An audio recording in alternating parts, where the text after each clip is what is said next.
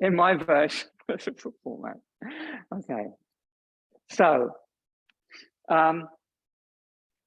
what I wanted to do is I wanted to talk about this in a kind of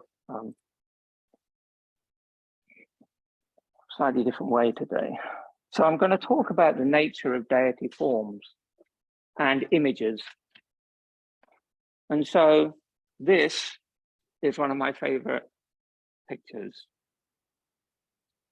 This is a picture of me, my mum, my dad, and my sister. My other sister hasn't arrived yet.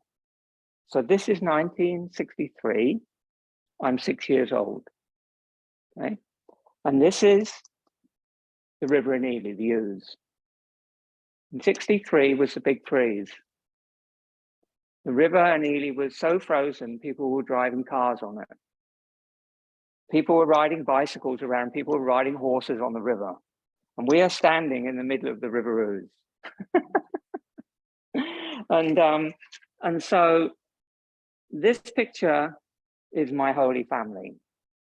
This picture is full of so much memory, emotion, love, connection, and association with place and childhood and memory. I could go on. You know what I'm saying? There's so much, this means so much to me. This connection, this picture means so much to me. But so this is probably one of my favorite images ever. It was taken by my uncle. My uncle was standing here with his big Rolex 2¼ inch camera.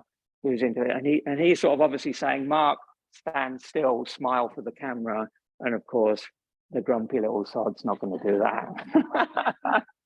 So, and that is the last time. That is the only coat I've ever had that was held together with toggles, as far as I know. So, but yeah, this image means a lot to me. And so why don't I meditate on this image? So for all the reasons I've said, there's too much emotion attached to this image.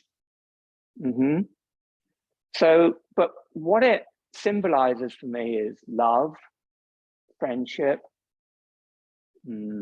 loyalty, connection, compassion, support, all those kinds of things that we're looking for to help us in our lives. Goodness. Yes? You might have a picture, I'm sure most of you have images that are this meaningful to you in your lives. But I can't meditate on that picture for the other reasons. So this image, for example, the idea of that image is it manifests all the goodness, all the friendship, all the support, all the benevolence, all the divinity, and all the soul that this picture represents for me. But in a form that I can use for spiritual sadhana, because it has it's kind of so designed that it manifests the consciousness that lies behind this. The consciousness that lies behind that image for me is the consciousness that is represented in this image. Because the all-pervading consciousness that we're all experiencing all the time of the ultimate reality is behind all forms and things. And it is expressed in the form of love, compassion, and serenity. This image and the other images you have are all images which represent that. So the highest form of your personal being, but also all the interconnection in your lives. So when I meditate on my deity form, it's not just about me. It's connecting me to all the other beings in my life.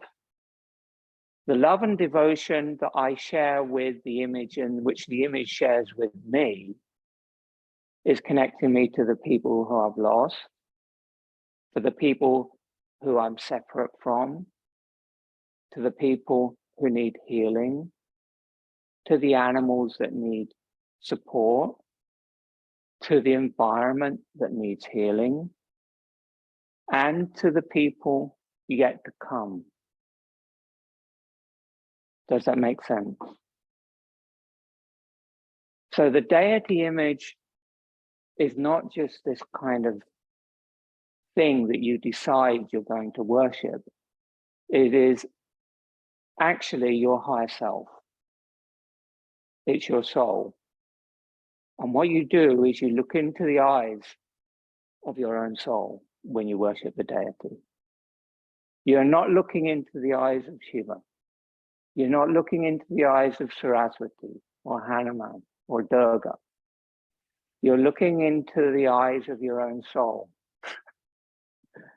Does that make sense to you? That's the beauty of it.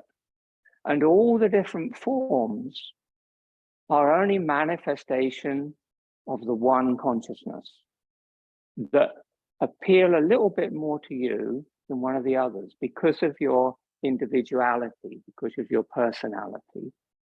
And that's the only difference. But they're all the same. All the mantras, I've talked about this with the mantras. All the mantras are one mantra. And it doesn't even matter what tradition they're from, it's irrelevant. It doesn't have to be yoga or the Hindu tradition, it can be any tradition. They're all the manifestation of one consciousness. In yoga, we call that Om. In Christianity, they call it the Word, etc. Am I making sense? So this is something you need to understand. You're not worshipping anything outside yourself.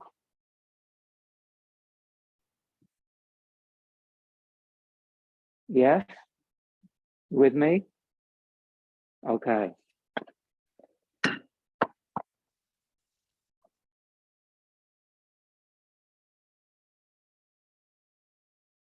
Everything has name and form.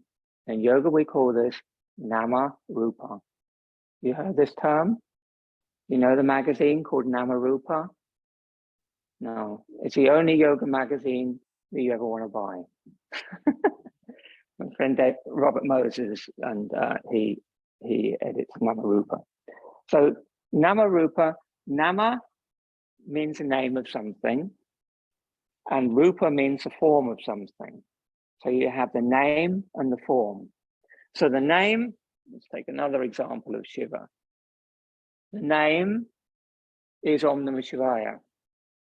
The form is Shiva. The others are name and form. We've just chanted the names. Om Aim Saraswati. That is a form of Saraswati. But this is also the form of Shiva. I will hold it the right way up. This is also the form of Shiva. This is the form of Shiva. This is the form of Shiva. This is the form of Shiva. This is the form of Shiva, the linga. This is all Shiva. And I could do the same thing with all the other deities. Yeah? Many forms of even one deity. What does this mean? How many gods are there? My teacher, Swami Govindananda, says, people say, well, how many are there? And he said, 330 million. That's how many. In other words, he has no idea. Nobody has any idea. Why? Because you worship that Shiva, and I worship that Shiva. It's not the same, is it? So your form of worshipping this Shiva is different because of your karma. Where your karma, which is what is making you who and what you are right now, is not my karma. So what we bring to our worship is a different story. And so everybody who worships even the same thing is creating a new and explicitly different form of the divine within their own souls. And that's what you're doing when you repeat a mantra and you use a deity form, or a yantra form, or a linga form, or a... Am I getting the message? Is this clear? You know what I'm talking about? Okay, that's good. Because I think this is so important to understand. This is why people sort of look at this stuff and they sort of think, I don't know, it's all so complicated, there's so many gods, I don't know what's going on. It's all like, I feel like being overtaken by the devil. It's not about anything. It's about like that. It's about worshipping your higher self. That's it. Probably shouldn't say anything else now, but I'm going to say a few more things that might help you make it clearer exactly how to use. How many people actually use a deity form for their regular daily mantra sadhana? A few of you, you'd like the picture, okay.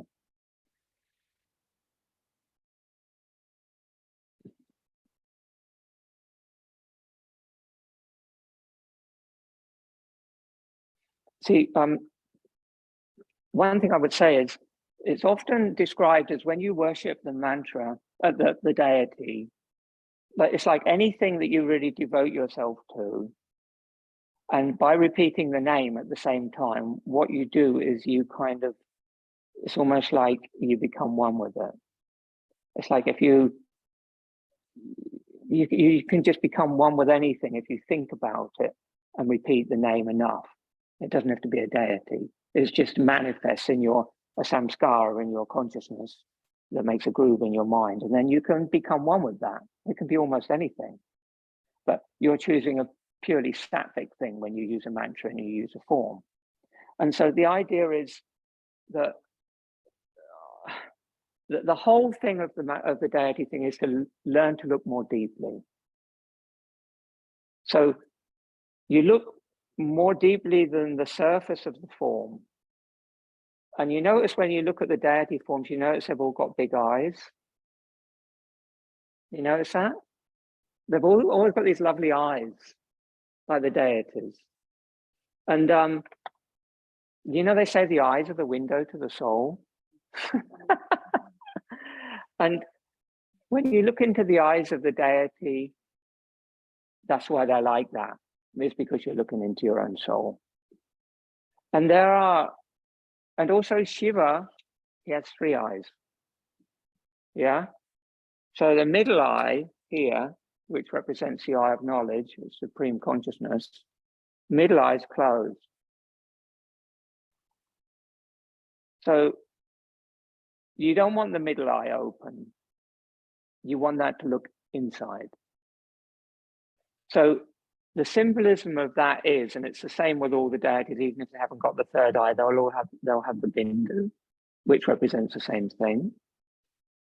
Is the idea is that even though there's a 3rd eye, which they say when the 3rd eye is open, then the consciousness, that's liberation, supreme knowledge, freedom of the individual. What you want to do with the 3rd eye is you want it to look back inside.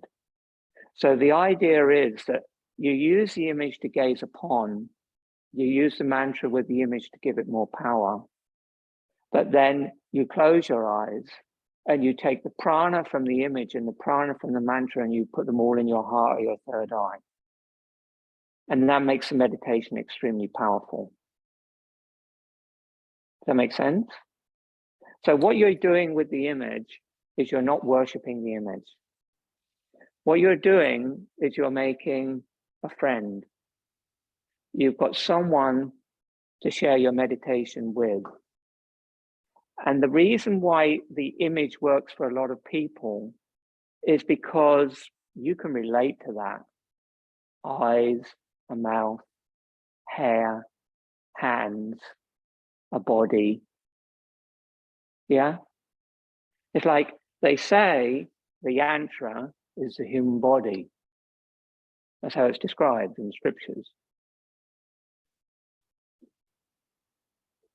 But that's more like the human body for most people. Yes? Even though it might have the head of an elephant, it's still a bit more like the body than the yantra. It's still a bit more like the body than just the mantra itself. But all of them are just Om. So you make your choice. Some people are much more happy with an abstract symbol. Some people want to find it easier to connect, more kind of like a loving connection sometimes for people to have a deity form. Some people don't want the form at all. Neither form resonates. They just want the mantra. All are absolutely fine. That is something you must choose through your own sadhana. Okay? But today, because I think it's great for everybody to experience working with deity, we will use the deity. And I suggest that it's something you experiment with.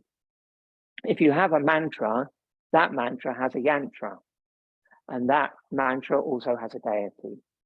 So it's interesting to explore the different aspects of your mantra. Yes? Okay, good. So is there anything else I need to tell you before we do the meditation?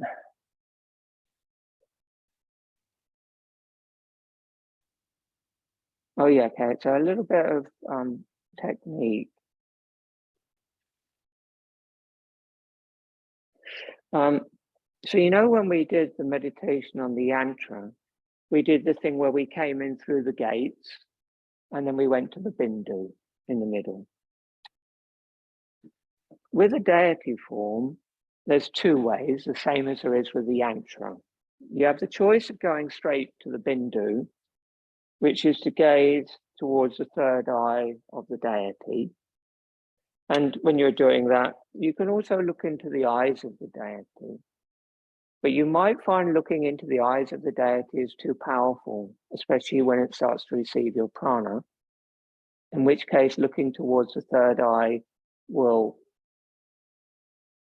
kind of soften the experience. It's difficult to describe. All this sort of stuff is really difficult to talk about. But this is the way you do it, two ways. First way, this is a male image. So the male image, you go in this direction, clockwise. And you just move your eyes around the image. And then you come back to the third eye and you rest your eyes on the third eye. Okay? And then if it's a female image, you start and you go this way, anti-clockwise. It's to do with the Ida and the Pingala Nadi in the deity. Yeah? So on the right-hand side is the Pingala, and on the left-hand side is Ida. The one is the moon and the sun, the male and the female. And so it's relating to the nadis in your own body. And then just to confuse things, you could have one which has a male and a female. So in yoga, nothing's ever simple. So in this one, the best way to do the meditation is because you have three deity forms in one image. When you start a mantra, what do you always start with? Om Gam Ganapate Namah. So Ganesha is a remover of obstacles. He is the son of Shiva and Parvati. So if this is your family group, then you'd start with Ganesh. And you worship Ganesh. And then you move to Parvati. She's the Shakti, she's the energy of the mantra. And then you end up with Shiva, which is going into a deeper state of consciousness. And even this image, which is quite complicated, after time, when you close your eyes, that image will appear for you in your subconscious mind. The yantras are very powerful for that. Some of you have found out, they do it. But even these more complex images will begin to manifest for you. And eventually you can manifest that image without looking at the picture. You can just close your eyes and begin your mantra and the image will appear. Not every time, but sometimes. And when they do, they're not 2D. Well, I don't know, everybody has different experiences, but they're actually people, forms, yeah? And they can move, and they can dance, and they can walk towards you. And, you know, this is when you get the darshan. This is what I'm talking about in the story, the darshan of Vishnu. It isn't like somebody suddenly there's a picture of Vishnu in front of you. It's Vishnu's in front of you. That isn't a picture, surprisingly. That is Ganesha, Parvati, and Shiva. It's all about the imagination. You know, we think we want to understand everything, but you can't understand this. Because when you've had the experience of knowing of these beings coming to life in your consciousness, then you know that they're real entities. They're not just things in a story or things in a picture, but they're living things like avatars within the pranic field of the universe, which is also deep in your subconscious mind. Does this make sense? So this practice isn't something you can explain. Like great art, you can't explain it. Like love. So the most important things in life, you can't ever explain. If you could explain them, they wouldn't be that meaningful, that powerful. The fact you can't explain them is what gives them their power. And that's what this is. A mantra is like that, a yantra is like that, a deity form is like that. And that's what's so great about it. Powerful. Okay, so shall we do the practice and I'll guide you through it? Okay, choose your deity. Oh, I should say also, just quickly, so a picture is one way, but also murtis. So in yoga, this is called it's like a statue, but it's called a murti. And a murti means, why is a murti? It means like a person. It doesn't mean a statue of something. It means this is it. This is the thing. This is the being. These are the beings. Yes? So this is the being, this murti. And you can see many. So these can also be used for meditation. It's about personal choice. You know, what kind of you think resonates with you.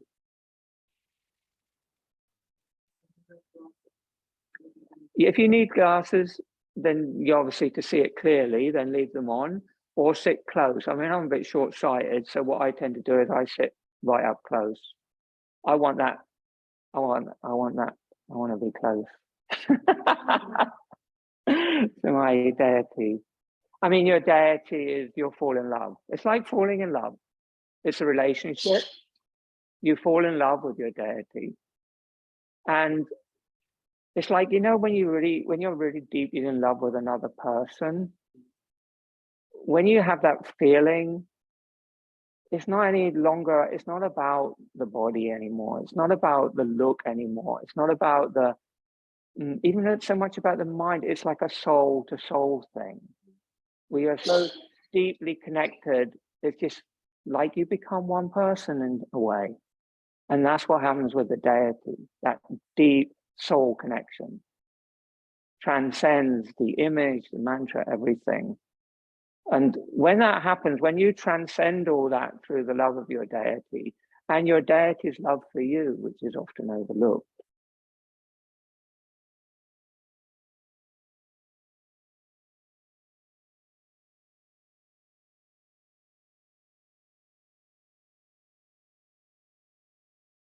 I think that's a kind of liberation.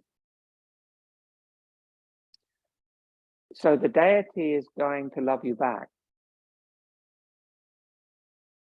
Like, not like all some human relationships. The deity is going to give you back all the love you give it and more.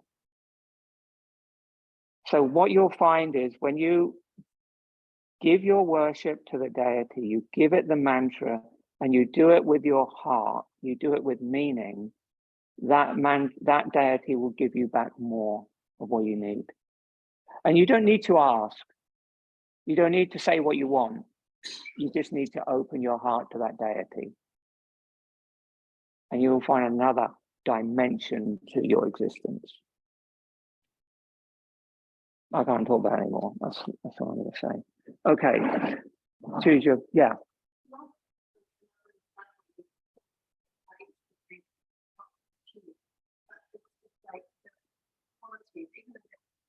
Yeah.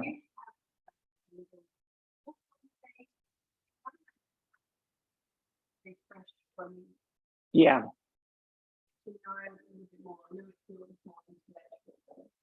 Yeah, no, it's perfectly okay. I mean, because we have to all approach it in a different way.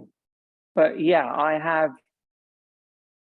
I can talk about it, but not today. But I also have books that you can look at, which will tell you a bit about different deities and their forms. It's kind of a weird thing. I know lots of people, and I've talked about it before, where the way you really understand a mantra is to repeat a mantra, and the way you really understand a deity is to give it your heart, and then it will tell you what it is. But there's also the thing, like, we also like to have understanding. I think that's really constructive for some people. I think for other people, it gets in the way. It depends on your mindset.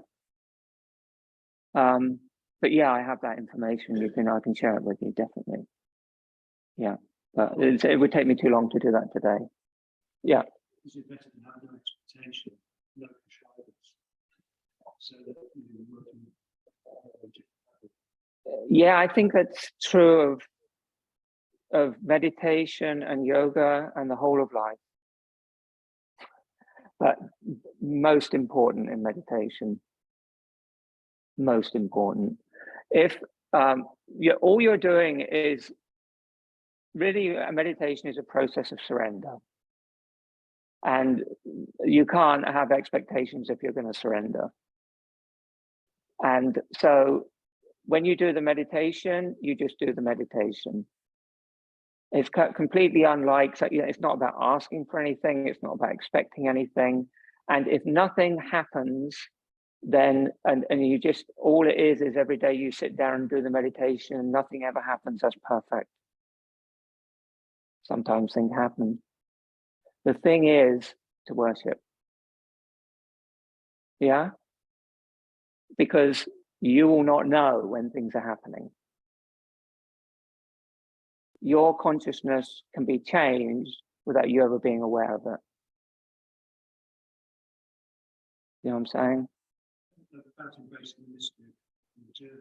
Yeah, it's a complete mystery. It's a complete mystery. And what I think is so important and powerful about the whole thing.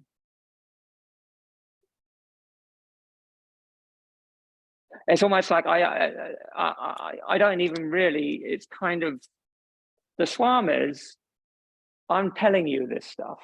I'm telling you stuff which they wouldn't tell you. They will put you in front of a picture and say, repeat your mantra and do it, for 2 hours a day for the next 10 years, then come back and have a chat. That's the sort of way it's done. Yeah. And because it's your journey, it's not my journey. I'm telling you stuff because I want to engage you in the practice, but it's your journey, and your journey is totally unique. That's the big thing about yoga that people are forgetting these days. Everybody wants to be told how to do everything and someone else to hold the reins. But essentially, yoga is deciding you're going to have a regular sadhana and a yoga practice, and then you just jump off the cliff and you find your own way. And these deities and mantras and repeating a personal practice, whatever that is, every day or as regularly as you can, is going to teach you much more than I could ever tell you. That's what sadhana is. Okay, come and sit in front of your deity, the arm length in front.